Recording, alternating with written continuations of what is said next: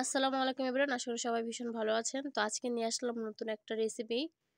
তো তার জন্য এখানে আমি দুধটাকে আগে ভালো মতো জাল করে দুধের ভিতরে চিনি দিয়েছিলাম। এখন এর ভিতরে দিয়ে দিব একে একে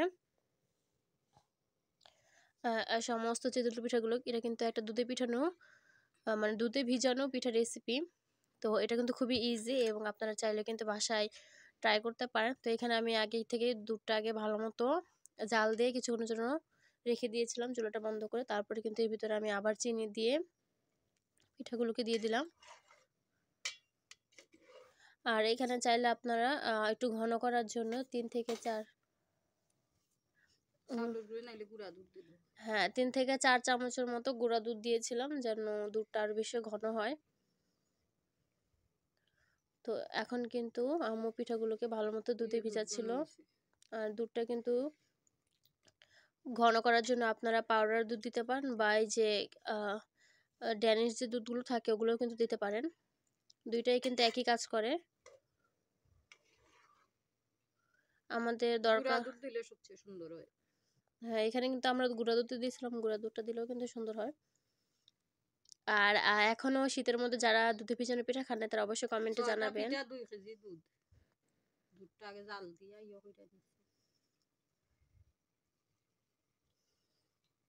তো পিঠা ভিজানোর সময় কিন্তু বেশি লাড়াচাড়া বা বেশি ঘাটাঘাটি করতে যাবেন না, কারণ পিঠাগুলো খুব নরম থাকে। আর দুধে দেওয়ার পর তো সে জিনিসটা আরও দুধ ভিতরে ঢুকে নরম হয়ে যায়, তো ভেঙে যাওয়ার সম্ভাবনাটা খুব বেশি থাকে।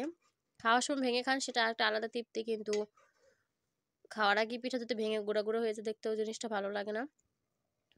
আমরা ওগুলো সব করার সময় দেখাই। আর আমার চ্যানেলে এখনো যারা নতুন, চ্যানেলটাকে অবশ্যই সাবস্ক্রাইব করে পাশে থেকে বেল আইকনটা বাজিয়ে দিবেন।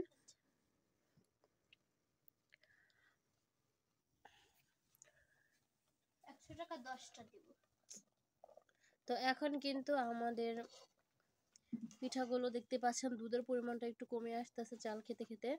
আর কালারটাও কিন্তু হালকা ব্রাউন কালার চলে আসছে এর ভিতরে। তো এখন আবার ঢাকনাতে ঢেকে রেখে দেবো আরও কিছুক্ষণের জন্য।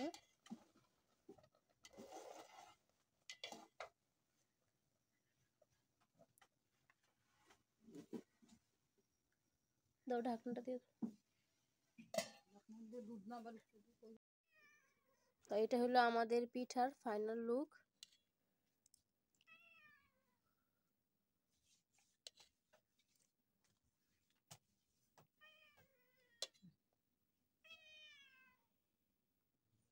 তো মাশাআল্লাহ আমাদের পিঠাটা কিন্তু একদমই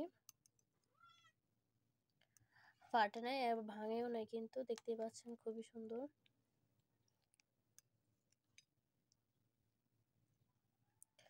অনেকটা ক্রিমি ক্রিমি হয়েছে আর ভিতরটা কিন্তু পিঠাটা খুব ভালো মতো ঢুকে গেছে। এই যে